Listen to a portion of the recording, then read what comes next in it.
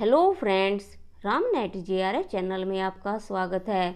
तो आज इस वीडियो में हम देखेंगे जो भी स्टूडेंट्स UGC नेट JRF 2020 की तैयारी कर रहे हैं तो उनके लिए ये वीडियोस काफ़ी हेल्पफुल है। तो जो हमारी यूनिट है 10 उच्च शिक्षा प्रणाली, आज हम उसके इम्पोर्टेंट MCQs देखेंगे।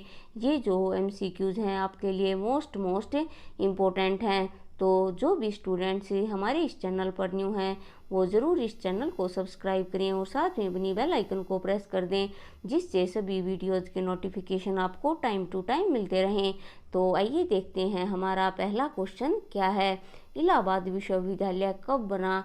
A 1883 में, B 1882 में, C 1886 में या D 1887 में। तो ये क्वेश्चन काफ़ी इम्पोर्टेंट है और ये कई बार आ चुका है और आगे भी पूछा जा सकता है। तो आपको बताना है इलाहाबाद विश्वविद्यालय कब बना था। तो इसका राइट ऑप्शन होगा हमारा D 1887 में। ये आप ज़रूर याद रखें, या अगर आपके पास नोटबुक रखी है तो उसमें ज़रूर इसको मेंशन करें, क्योंकि अब जो है हमारे एग्ज़ाम होंगे अगस्त में, तो ये किसी भी शिफ्ट में पूछा जा सकता है। नेक्स्ट है, मुदालियर आयोग कब बना था? A 1952 या 53 में, B 1955 या 54 में, C 1960 या 62 में या D 1950 या 52 में। तो इसका जो हमारा राइट ऑप्शन होगा वो होगा हमारा A, मुदालियर आयोग बना था 1952 और 53 में। ये भी मोस्ट इम्पोर्टेंट है, या आप ये भी जान लो कि जो भी मैं क्वेश्चन अब करवा रही हूँ वे एग्ज़ाम के पॉइंट ऑफ व्यू से मोस्ट इम्पोर्टेंट हैं। तो आप इनके जो ये सन है ये ज़रूर लिखें कि कौन सा आयोग कब बना था। तो इसका राइट ऑप्शन होगा हमारा A। नेक्स्ट क्वेश्चन पर आते हैं, निम्नलिखित में से किसे कलकत्ता विश्वविद्यालय आयोग के रूप में जाना जाता है? A, सैडलर आयोग, B, कोठारी आयोग, C, हंटर आयोग है भैया हंटर आयोग, D है वुड डिस्पैच। तो निम्नलिखित में से कलकत्ता विश्वविद्यालय आयोग किस रूप में जाना जाता है? तो इसका राइट ऑप्शन होगा हमारा A, सैडलर आयोग। सैडलर आयोग को कलकत्ता कमीशन के रूप में भी जाना जाता है और इसका प्रकाशन वर्ष है 1917। तो ये आप याद रखें, कई बार एग्जामिनर इस तरह भी पूछ सकता है कि सैडलर आयोग का दूसरा नाम क्या है, तो आप ये ध्यान रखें। नेक्स्ट है, निम्नलिखित में से किसको उच्च शिक्षा के बारे में पहली नीति के रूप में माना जाता है? A, वुड प्रेषण, B है मैकाले मिनेट, C है एलिफस्टोन रिपोर्ट या D है उपरोक्त में से कोई नहीं। तो इसका जो हमारा राइट ऑप्शन होगा वो होगा हमारा B, मैकाले मिनेट। तो जो मैकाले मिनेट है उसका आपको प्रकाशन वर्ष भी याद रखना चाहिए। तो ये कब आया था? तो ये आया था 1823 में। ये आप ज़रूर याद रखें। नेक्स्ट है, निम्नलिखित में से कौन सा आयोग 10+2+3 के लिए एक अग्रगामी माना जाता है? A, सैडलर आयोग, B, वुड प्रेषण, C, कोठारी आयोग या D, उपरोक्त में से कोई नहीं।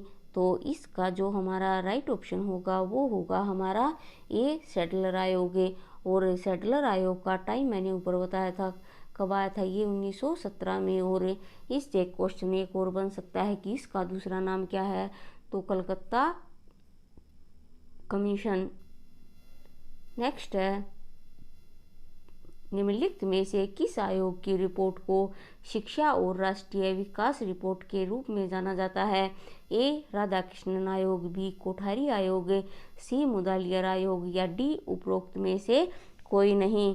तो निम्नलिखित में से किस आयोग की रिपोर्ट को शिक्षा और राष्ट्रीय विकास रिपोर्ट के रूप में जाना जाता है? तो इसका राइट ऑप्शन होगा हमारा B, कोठारी आयोग। और कोठारी आयोग का प्रकाशन वर्ष भी हमें पता होना चाहिए, ये कब आया था? तो ये आया था 1964 और 1966। और ये आप ध्यान रखें। और एक बार ये भी पूछा गया था कि कोठारी आयोग कब आया था, और एग्जामिनर ने 65 उसमें दे दिया था कि 1965। तो और ये दोनों जो सन थे वो वहाँ पर मेंशन नहीं किए गए थे। तो आप ये कंफ्यूज न हो कि ये इसी के अंदर आएगा, क्योंकि 64 और 66 के ही बीच में 65 आता है। तो कई बार एग्जामिनर इस तरह से भी स्टूडेंट्स को कंफ्यूज कर देता है। तो आप ये याद रखें कि 64 और 66 और जो इनके सन हैं ये आपको ज़रूर याद रखने हैं, क्योंकि इससे डायरेक्ट हमारा क्वेश्चन बनता है। नेक्स्ट है, निम्नलिखित में से किसकी अध्यक्षता में वर्ष 1972 में 10+2+3 शिक्षा संरचना पर राष्ट्रीय समिति की स्थापना की गई थी?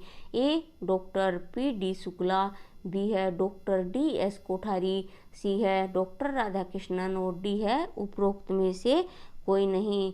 तो इसका जो हमारा राइट ऑप्शन होगा वो होगा हमारा A doctor PD Shukla. Next question हमारा है, स्वतंत्रता के बाद सरकार या उसकी एजेंसियों द्वारा कई आयोग स्थापित किए गए थे, जिनका वर्णन नीचे दिया गया है। इन आयोगों को उनके स्थापित किए जाने के पहले के बाद में क्रम में लिखिए। तो सबसे पहले है विश्वविद्यालय शिक्षा आयोग, उसके बाद है माध्यमिक शिक्षा आयोग और उसके बाद है शिक्षा आयोग। तो कूट इसमें नीचे दिए गए हैं।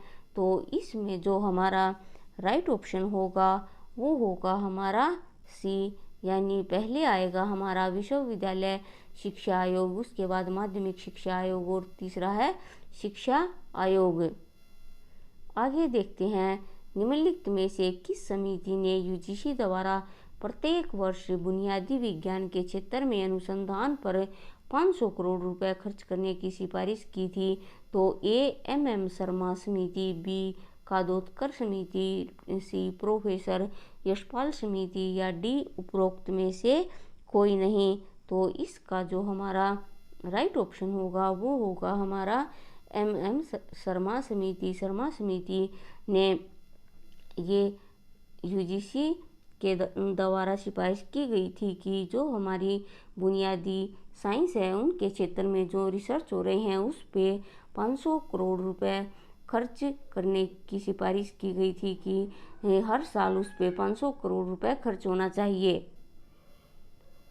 नेक्स्ट क्वेश्चन है, और ये हमारा लास्ट क्वेश्चन है, मानव संसाधन विकास मंत्रालय द्वारा स्थापित की गई समिति में भारतीय प्रौद्योगिकी संस्थानों की स्वायत्तता की अनुशंसा की गई है। निम्नलिखित में से कौन से विख्यात व्यक्ति इस समिति के अध्यक्ष थे? ए है professor Anil Kakodkar, B professor Yashpal, C Sam Pitroda या डी उपरोक्त में से कोई नहीं। तो इसका जो हमारा राइट ऑप्शन होगा वो होगा हमारा ए प्रोफेसर अनिल काकोदकर। तो ये उस टाइम में उस कमेटी के अध्यक्ष थे। तो फ्रेंड्स, आज हमने हायर एजुकेशन के मोस्ट इम्पोर्टेंट 10 क्वेश्चन किए हैं। अगर आपको इन सभी क्वेश्चंस की PDF चाहिए, क्योंकि अब तो आप वीडियो देख कर ही इनको लगा लेना, लेकिन जब एग्ज़ाम में हमारा टाइम कम रहता है तो हम PDF से रिवाइज कर सकते हैं। तो अगर आपको इनकी PDF चाहिए तो आपको फ्री ऑफ कॉस्ट ये मैं आपको टेलीग्राम चैनल पर आपको प्रोवाइड करवा दूंगी, और इसका जो लिंक है वो डिस्क्रिप्शन बॉक्स में मिल जाएगा। और वैसे आप सर्च भी कर सकते हो राम नेट JRF, तो आप इसको सर्च भी कर सकते हो, या लिंक आपको डिस्क्रिप्शन बॉक्स में मिल जाएगा, उससे आप ज्वाइन कर सकते हो। और आपको इन सब की या और भी जो मैंने क्लास बनाई है उनकी PDF आप वहां से ले सकते हो। और आप ये भी बताएं कि 10 में से आपके कितने क्वेश्चन सही हो रहे हैं, और आप किस टॉपिक पर वीडियो चाहते हो उसी टॉपिक पर मैं बना दूंगी। आप कमेंट बॉक्स में बता देना। और आप सभी स्टूडेंट्स से एक रिक्वेस्ट है कि जो भी स्टूडेंट्स ने वीडियो वॉच करते हैं तो आप अपनी फीडबैक ज़रूर दिया करें, जिसे मुझे ये पता चले कि जो वीडियोज़ मैं बना रही हूँ वो आपके लिए हेल्पफुल हैं या नहीं। तो फ्रेंड्स, इस वीडियो को लाइक करें, चैनल को सब्सक्राइब करें और साथ में इसे शेयर करें, तो आज के लिए इतना ही। Thank you.